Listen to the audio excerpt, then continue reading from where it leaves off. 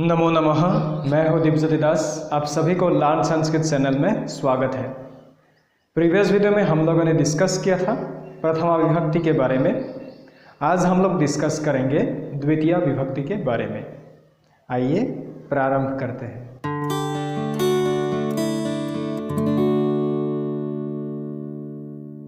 तो आज का टॉपिक है कर्मकारकः द्वितीय विभक्ति ही।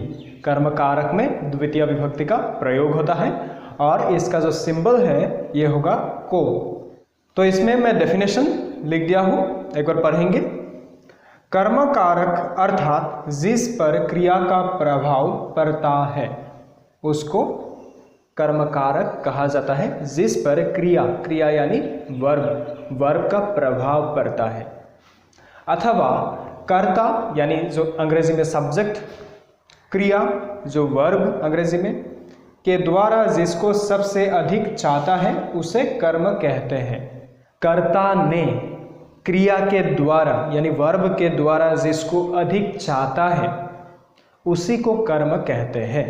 तो इसमें मैं एग्जांपल दे दिया हूँ, जैसे छात्रः पुस्तकम पठति, छात्र बुक पढ़ता है। तो इसमें जो बुक है ये ऑब्जेक्ट है, क्योंकि पठति हो गया वर्ब, छात्र हो गया सब्जेक्ट। तो ये छात्र यानी सब्जेक्ट ने पठति वर्ब के द्वारा किसको ज़्यादा चाहता है? पुस्तक को, यानी पुस्तक पढ़ना चाहता है, पुस्तक को ज़्यादा चाहता है। तो ये पुस्तक होगा कर्म कारक, यानी ये पुस्तक को कहेंगे कर्म। और ये जो कर्म है ये हमेशा द्वितीय विभक्ति में प्रयोग होता है। तो ये पथ धातुओं के साथ पुस्तक का इस सेंटेंस में रिलेट है, यानी दोनों रिलेटेड है। ठीक इसी तरह बालकः विद्यालयं गच्छति, बालक स्कूल जाता है, लड़का स्कूल जाता है। तो इसमें गम धातुओं के साथ यानी गच्छति गम धातुओं के साथ विद्यालय का कनेक्ट हुआ है, यानी बालक कहाँ जाता है? बालक विद्यालय जाता है। तो वर्ब के द्वारा किसको अधिक चाहता है? विद्यालय को। तो विद्यालय में द्वितीय विभक्ति का प्रयोग होगा और विद्यालय होगा कर्म। ठीक इसी तरह अहम जलम पिबामि, मैं पानी पीता हूँ। इसमें भी पीने के साथ जल का कनेक्ट है, इसलिए जल में द्वितीय विभक्ति का प्रयोग किया गया है। ठीक इसी तरह को जो सिंबल है इसको समझने के लिए मैं यहाँ पर दूसरा एग्जाम्पल दे दिया हूँ। जैसे शिक्षकः छात्रान् पाठयति, शिक्षक यानी टीचर छात्रों को पढ़ाते हैं, छात्रों को। तो इसमें को आया है। वयम ईश्वरम नमामि, हम लोग, वयम मीन्स हम लोग, ईश्वर को नमन करता हूँ। इसमें भी को आया है, नमन करता हूँ, नमस्कार करता हूँ, पूजा करता हूँ। ठीक इसी तरह माता पुत्रम वदति, माता पुत्र को बोलती है, पुत्र को, इसमें भी को आया है। तो जहाँ पर हमें ऐसा लगे कि वहाँ को का बोध हो रहा है तो उसमें द्वितीय विभक्ति का प्रयोग होगा, या फिर हम लोगों को समझना चाहिए उसमें द्वितीय विभक्ति का प्रयोग हुआ है और उसमें क्या कारक है? कर्म कारक है। अभी मैं आप लोगों को कुछ स्फोर का पत्र दिखाना चाहूँगा जिसमें बहुत ज़्यादा एग्जाम्पल है। तो ये है द्वितीय विभक्ति का स्फोर का पत्र। इसमें जो ये पहला जो 4 शब्द है यह है सब्जेक्ट, जो मिडिल लाइन में है यह है ऑब्जेक्ट, और लास्ट जो 3 वर्ड है वो है वर्ब। तो हम लोग अभी ध्यान देंगे ऑब्जेक्ट के ऊपर, क्योंकि हम लोग का जो टॉपिक है कर्म कारक द्वितीय विभक्ति। तो ऑब्जेक्ट यानी कर्म के ऊपर हम लोग अभी ध्यान देंगे। इसमें जो कर्म लिखा हुआ है यानी जो वर्ड इसमें लिखा हुआ है ये प्रथमा विभक्ति में लिखा हुआ है, इसको द्वितीय विभक्ति में उच्चारण करना पड़ेगा, यानी द्वितीय विभक्ति में हम लोग को पढ़ना पड़ेगा। सब में क्या आ जाएगा? ऊपर एक अनुस्वार या फिर हलन्म ऐसा आ जाएगा। इसको अभी हम लोग पढ़ेंगे। रामः विद्यालयं गच्छति, रामः विद्यालयं गच्छति, राम स्कूल जाता है। रामः कार्यालयं गच्छति, राम कार्यालय जाता है यानी ऑफिस जाता है। रामः अयोध्यां गच्छति, राम अयोध्या जाता है। रामः वाटिकां गच्छति, राम वाटिका जाता है यानी गार्डन में जाता है। रामः देहलीं गच्छति, राम दिल्ली जाता है। रामः गृहं गच्छति, राम घर जाता है। गृहम गृहम सेम रहेगा क्योंकि ये नपुंसकलिंग शब्द है। नपुंसकलिंग शब्द में प्रथमा विभक्ति और द्वितीय विभक्ति का जो एकवचन है हमेशा सेम रहता है, गृहम गृहम, इसलिए इसमें चेंज नहीं है।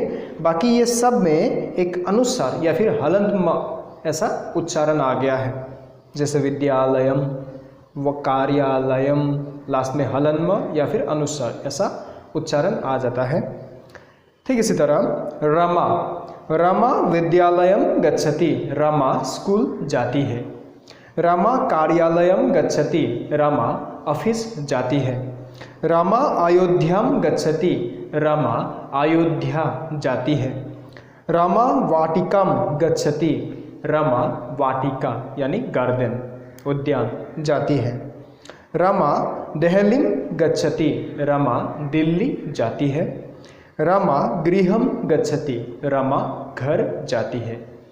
तो इसमें रामः और रमा ये दोनों जो शब्द है, ये दोनों शब्द प्रथम पुरुष का है, इसीलिए जो क्रिया का यानी वर्ब का ये पहला वाला वर्ड जिसका लास्ट में टी ऐसा उच्चारण है ये प्रयोग हुआ है, क्योंकि प्रथम पुरुष में गच्छति ऐसा होगा।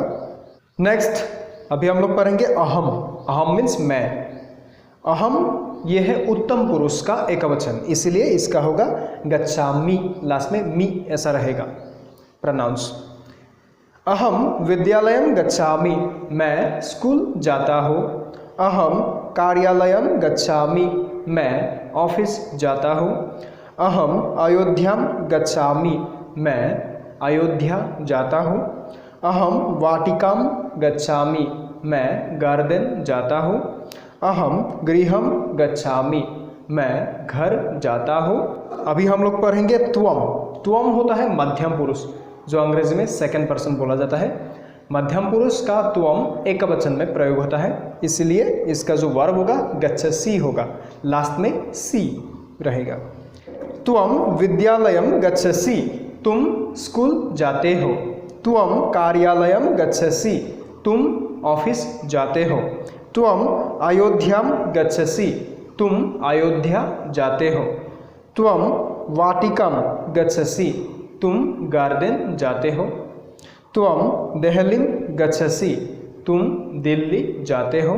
त्वम गृहम गच्छसि, तुम घर जाते हो। अभी मैं आप लोगों को दूसरा स्फोरक पत्र दिखाना चाहूँगा। तो यह है दूसरा स्फोरक पत्र, इसमें और अलग सा एग्जाम्पल है, तो इसको अभी पढ़ेंगे। ये जो पहला लाइन में आप लोग देख रहे हैं ये सब सब्जेक्ट यानी कर्ता। मिडिल लाइन में जो देख रहे हैं ये सब ऑब्जेक्ट यानी कर्म, और लास्ट वाला वर्ब। इसमें सिर्फ करोति, लास्ट में टी है, तो ये सिर्फ प्रथम पुरुष के लिए प्रयोग हुआ है। जितना भी सब्जेक्ट है यानी कर्ता है ये सब प्रथम पुरुष का है। अभी पढ़ेंगे इसको। साधु अनुरोधम करोति, ये सब जो कर्म है प्रथमा विभक्ति में दिया हुआ है, इसको द्वितीय विभक्ति में परिवर्तन करना पड़ेगा। हम लोग को द्वितीय विभक्ति का उच्चारण करना पड़ेगा। द्वितीय विभक्ति में सब में क्या आ जाएगा, एक अनुस्वार या फिर हलंत म जैसा प्रोनाउंस। साधु अनुरोधम करोति, साधु अनुरोध करता है, रिक्वेस्ट करता है। साधु, साधु जो संत लोग होता है। मूर्खः उपहासम करोति, जो मूर्ख लोग हैं वो क्या करते हैं, उपहास करते हैं यानी इंसल्ट करते हैं, किसी के ऊपर हंसते हैं, जो करना नहीं चाहिए। सेवकः त्यागम करोति, सेवक यानी जो सर्वेंट है, जो दूसरों का सेवा करता है, वो क्या करता है, त्याग, त्याग करता है, त्यागम करोति या फिर त्याग देता है, सेक्रीफाइस करता है। खलः बादम करोति, खलः एक प्रकार का इंस्ट्रूमेंट है, ये क्या करता है, बाद, बादा यानी आवाज, शब्द, शब्द करता है, आवाज करता है। सेविका परिष्कारम करोति। सेविका यानी सर्वेंट लेकिन फीमेल। सेवकः मेल सर्वेंट, सेविका फीमेल सर्वेंट। सेविका यानी जो फीमेल सर्वेंट है क्या करते हैं? परिष्कारम करोति, परिष्कार करती है। परिष्कार यानी क्लीन करना, साफ करना। माता सत्कारम करोति, माता सत्कार करती है। सत्कार यानी सेवा करना, सबका सेवा करते हैं। अभी मैं आप लोगों को दूसरा पिक्चर्स दिखाना चाहूँगा जिसमें एग्जाम्पल है। जैसे पहला पिक्चर आप लोग देख रहे हैं, इसमें एग्जाम्पल दिया हुआ है छात्रः पुस्तकम पठति, छात्र बुक पढ़ता है। बालिका गीतम गायति, बालिका यानी लड़की गीत गाती है यानी गाना। नेक्स्ट पिक्चर बालकः दुग्धम पीबति, बच्चा दूध पी रहा है। ते चित्रम पश्यन्ति, वे लोग चित्र देख रहा है। चित्र यानी पिक्चर। नेक्स्ट पिक्चर गजः पत्राणि खादति, गज यानी एलिफेंट क्या कर रहा है? पत्राणि यानी पत्ते खा रहा है। जनाः पुष्पाणि जिघ्रन्ति, जनाः यानी बहुत सारा लोग, पुष्प पुष्पाणि यानी फूल, बहुत सारा फूल, जिघ्रन्ति यानी सूंघ रहे हैं।